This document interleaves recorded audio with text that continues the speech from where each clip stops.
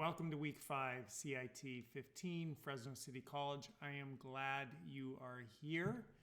You just keep going. That's what you do. You don't quit. You hold on to that grit. You don't give up. That's the number one factor which correlates with student success. And by continuing to show up, you're making progress. I used to have a teacher that would say, drop by drop, the bucket gets filled. Drop by drop, the bucket gets filled. You just keep adding those drops every week. You do the work. You just keep adding those drops. After a while, over time, you got a lot of water in your bucket. I had another teacher, Goenka, who had a very deep, resonant voice, and he would say, patiently, persistently, you are bound to succeed. So just keep going. That's the way you do it. You just keep going. You keep doing the work. And over time, you get somewhere. You keep adding those drops. So I commend you for continuing to show up and continuing to do the work. And you are now in week 5 of CIT 15. And I'm going to go through in this video 2 things for you. So the first thing is we're going to go over what you should be doing, right, for this week. And then the second thing that we're going to do is we're going to talk a little bit about do the lecture deal. So let me launch my IT lab, and I know I'm not showing you my screen yet because I'm going to sign in first, and then once I'm signed in, I will show you my screen. So that's coming up. You can see the colors changing on my face as the screen changes light. Cool, I am in, so I'm going to show you that now. So this week, week 5, if you look at Canvas, right, you should be watching these lectures down here. You probably already know that. That's how you got here. But maybe you got here via the email. You could also get here just right at this page right here. It shows you the lectures. Click on that. It's going to take you to a link with all the lectures that I've been recording. And then week 5, you want to go into assignments and do everything up through week 5. And you also want to go into discussions and do all of the discussions up through week 5 if you haven't done those already. So let's take a quick gander at the assignments. And if we come down here to week 5, you want to share a video. I don't care how you make the video, right? I don't care if it's about you or about like a pencil on your desk. You don't have to reveal who you are. I just want you to be able to create a video and to share it. Upload it wherever you want and just put the link in. That's how you submit it. That's a skill that you need in today's world, is to be able to make a video. You can make it with your cell phone or you could get fancy. Whatever you want to do, that's the assignment. Easy, only one assignment. For some of you, you'll be able to knock that out in like 5 minutes. For others, maybe a little bit of a learning curve. And for the discussions, and you could always you need additional resources for learning how to do videos, YouTube. Discussions week 5. We have using computers. Let's see what the discussion's all about. What is one of your favorite things about computers which you wish everyone knew? For instance, for me, it is LastPass. What is yours? So that's a discussion. I really like LastPass. It's a password manager. Using some sort of password manager makes my life a lot easier.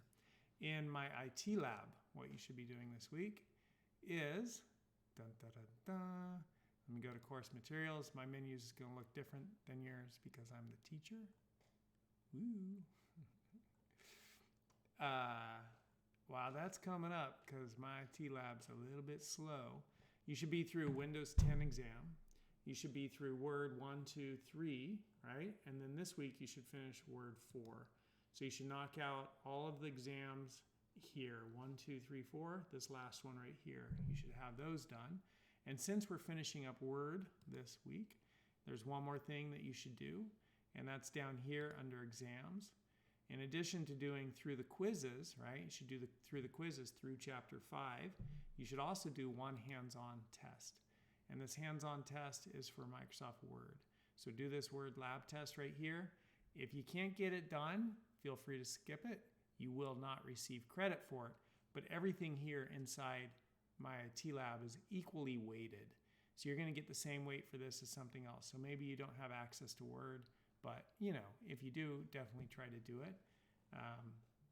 But you've got to, if you calculate your grade, there's a couple that you could skip and still do really well in the class. So you should be calculating your grade. We should have already learned how to do that in the Excel stuff. All right, in Canvas, right? That one assignment, calculate your grade. Let me just show it to you. I clicked out of it. Let me go back in there. Oh, here we are. I think that's week 4. week 4, calculate your grade right there. So that's what you should be doing, okay? That's week 5.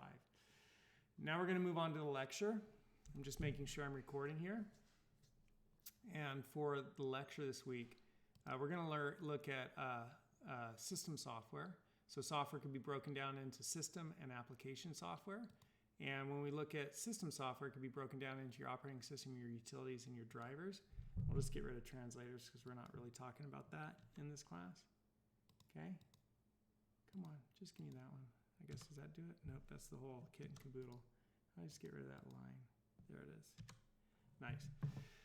And we're going to look at the operating system. And coincidentally, nicely, that's also what we take a look at in the textbook. So we'll first go through my PowerPoint presentation, and then we'll go through the textbook's power presentation.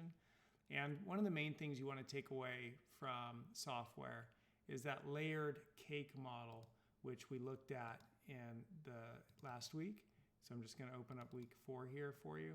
And so you get a visual on what I mean by the cake thing. You got your hardware down here on the bottom.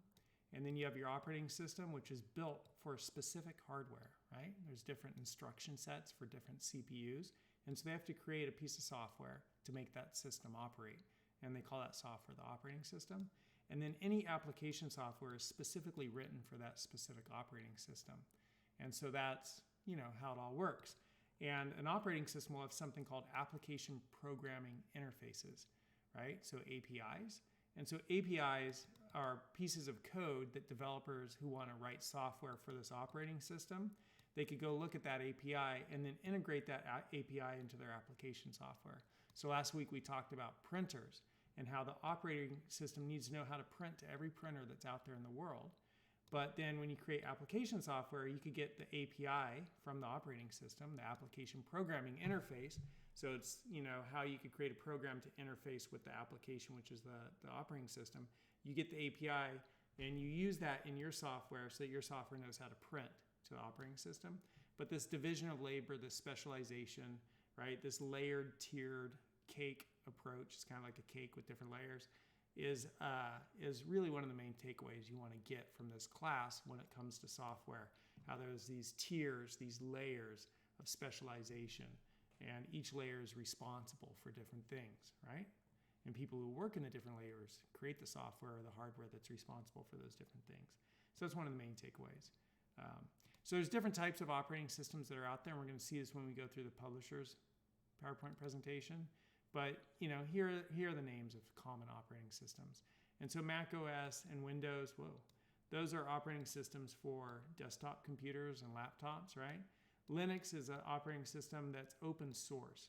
So that means it was created by a community of programmers. They donated their time to create it. And it's the most popular operating system in the world. It runs the vast majority of computers in the world, runs the servers, right? The big computers. Maybe not the vast majority of computers because, these are a lot of personal computers.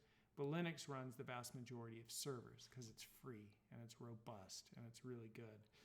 And you could see how Linux was built by going to YouTube, how Linux was built.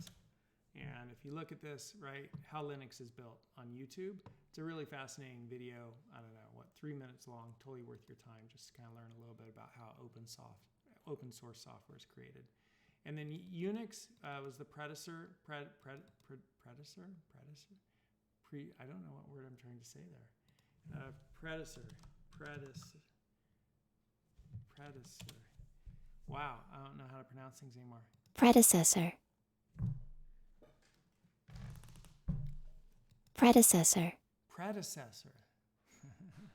It's the predecessor. My brain is just totally off today. And so Unix kind of, predated Linux. And then we have iOS and Android. And iOS and Android are operating systems for like your mobile phone, right? So every piece of hardware is going to have some software which makes it operate. Every piece of hardware is going to have some operating system. And those are the different kinds that are out there. When we first created computers, when computers were first created, we had command line operating systems. And so, let me just back up here a second. One of the functions of an operating system is to allow the user to interact with the computer. So an operating system needs to provide the user interface. And so the user interface can be abbreviated as UI, user interface. And so GUI is a graphical user interface. But before that, we had the command line user interface, or the CLI, the command line interface. And I could bring up a command line interface here. And I don't know where my search is. I guess I have to go over here. Hold on. I'm going to search for my command line interface here and bring that up. And I'll bring that over. And then you kind of see that there. And I could type things like ls, right? ls-la. And it lists kind of what is in that directory. And I could print that directory out. I'm there. And I could change directory. And I could print that directory again, right? And I could make a dir if I wanted, make a new directory. And I could call it temp. And then when I do my lsla, that temp directory is now there. You could see it. And I could remove, recursively with force, temp. And I could get rid of that. And so if I then scan for it again, that is gone. And so I could create these folders and files. I could create it right here at the command line interface, or the CLI, right? The command line interface. I could also do that at the graphical user interface. So back in the day, they didn't have graphical user interfaces, but this is a graphical user interface. And so I could click on things. It's graphics. I could look at it in different ways, right? So I could say detail, or large icons, or content, right? So give me the details. And I could say, show me the file extension. So you could see that says PDF right there. Or I could remove that file extension. And I could share that if I wanted. I could zip it to compress it so it's easier to email. So I could click to zip that, or zip everything in that folder, right? And it kind of condenses it. It compresses it. And so this is a graphical user interface. This did not exist when computers first came out. It was just the command line interface, that command line where you enter commands. Before that, it was even more rudimentary. Okay, so that's one of the roles of an operating system, is to provide the user interface. Back in the day, it used to be a command line interface, and today it's a graphical user interface. So here's another picture of command line interface. Just saw that. You could take that in. Here's a picture of a graphical user interface. So the purpose of the operating system is to keep the system running. Like, what's the purpose of the operating system? Keep the system running, keep the system operating. It's the operating system, right? That's what it does. And you really, want to come back to that model, that tiered model, that layered model of different layers of responsibility. Okay, so that's really one of the main things you want to know about software. But this is some of the stuff the operating system does. It provides a user interface. It helps boot the computer, right? So it kind of does the back half of the booting process. It manages the hardware. So, coming back here, you can see that the operating system is interfacing with all of the hardware. So it manages all of the hardware. Who's doing what, where, when, how, right? How quickly, who has, where's data being stored, remembering where it's stored. Like, it's managing all that. That's the operating system. It manages and monitors resources, right? Oh, running out of stuff. Let's put some more stuff on the hard drive. RAM is getting full, right? So it's managing and monitoring resources. It provides file management. So this entire thing that we were just doing with I already closed it, but managing files, zipping files, right? Provides that file management. And it also provides security. When you turn the computer on, maybe you have to log in, right? There's different user accounts, things like that. So those are some of the primary purposes of the operating system, right? Some of the primary purposes of the operating system. This is a nice little takeaway, is to have no fear. So, when I was learning about computers, at one point I learned that I could really mess up the operating system and it was okay. Like, the hardware is going to be okay. What I messed up was the operating system, and that's software. I didn't break the hardware. I just kind of screwed up the software, which was the operating system. And I could reinstall that operating system, and then it'd be like it was brand new. And so that kind of liberated me, and that allowed me to have no fear for messing around with computers once I learned how to reinstall the operating system. Because if I messed up the operating system by fooling around with something, in 2 hours I could just have the operating system reinstalled, and it'd be like it was brand new. Or I could install some new operating system.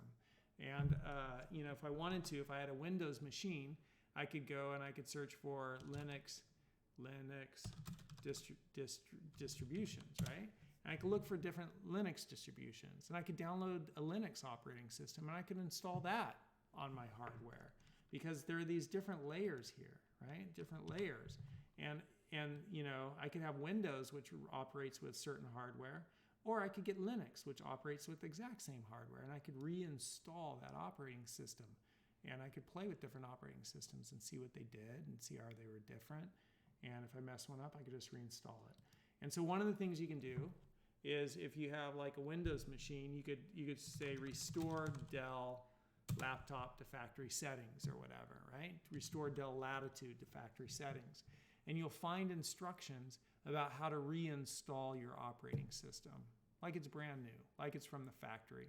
So if your computer's getting junked up with a bunch of software, if you're afraid it might have viruses, you know, if something's broken and it's not working right, if it's really slow, take all of the files that you want to keep off of your computer, store them, burn them to a CD, to a flash drive, to an external hard drive, something like that. And then you could go for restore whatever your computer is. Google that, restore Dell Latitude to factory settings. And what it will do is it will reinstall it will get rid of all of that. It will get rid of all that. It'll delete all the software, all the application software, all of your files, all of your pictures, all of the viruses, which is software. The entire operating system will delete everything that's there. So it's only the hardware. And then it will reinstall the operating system. And then it'll reinstall any application software that came with your computer. Okay, and then you'll have to go install other application software that didn't come with your computer but that you want running. And so that will give your computer kind of like a clean, fresh start. It'll get rid of any viruses that are there, and you can kind of start over. And so in that sense, when you know that about this layered tiered model, right, it kind of liberates you. You could have no fear, because if you mess up the software, just reinstall it, right? Do that little deal where restore Dell Latitude to factory settings and you're good to go again, or whatever your laptop is. I don't know what I just did. I clicked that tab and brought it off. So that's have no fear. We already learned about file extensions. One more thing to know about them is the file extensions tell the computer what piece of software should be used to open which file with which type of extension. So you saw that when I had like a PDF, and I'm not seeing it here, but like a PDF file, oh, there it is right there, right? PDF file tells the computer, my computer, hey, open this file with, you know, Adobe Acrobat. So let me just show you that, and here we go. So I could, that little file extension, this is going to open with Adobe Acrobat, okay? Let me just get rid of this. Well, I guess it doesn't matter. This person's anonymous. So that opened with Adobe Acrobat, right? You can see it's a piece of software, Adobe Acrobat, for working with PDF files. I could also right-click this, and I could choose to open with, and I could choose another app, right? You see that? And I can say, hey, I always want to open PDF files. I don't know where my little selection thing went. Let's try that again. Open with, and choose another app.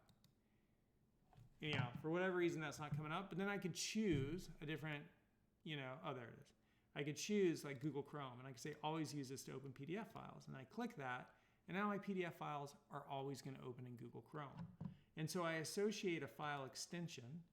The point of the story, ladies and gentlemen, is I associate a file extension with a certain piece of software.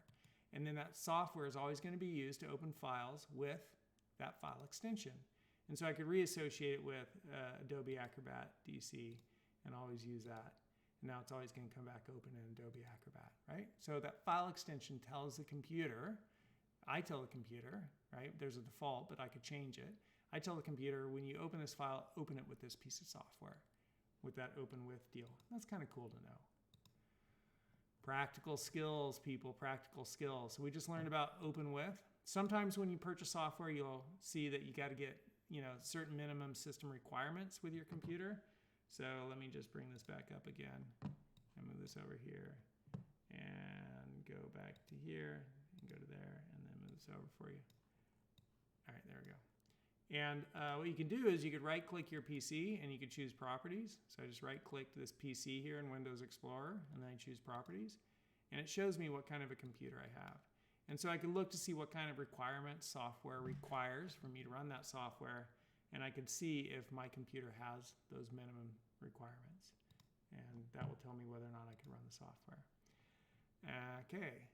So that's minimum system requirements. When you remove a USB drive down here in your little system tray, and I can't show you this, it's on my other screen, but there'll be a little icon you can click, and that icon kind of looks like this, and you could safely remove a USB storage drive, so that's good to do. And then we're going to learn about utilities when we look at the publisher's textbook here in a second. But one type of utility software is like backup software. Another type is like uninstalling and installing software, right? The operating system helps manage that. And so you could search for remove, and I'm just going over to my search box, and you could choose remove programs, and then you get this thing, search for remove, and then you could say I no longer need this software here.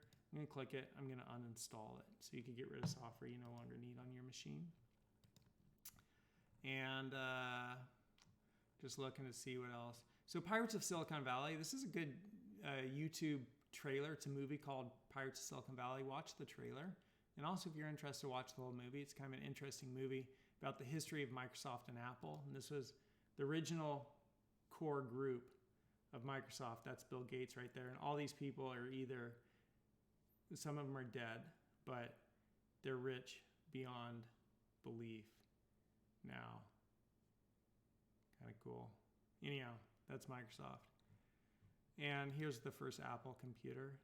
And Steve Jobs, the guy who created Apple with Steve Wozniak. Steve Jobs is dead. But they made the first one out of wood. And this was their first logo for Apple computer. Kind of interesting, right? A little apple up there. Anyhow, that's operating systems. And now if we look at what the publisher has to say, we will see that in the next video. I'm going to do this two-part just so this video doesn't get too long and the system doesn't crash. See you in the next video where we'll look at the textbook's PowerPoint covering operating systems.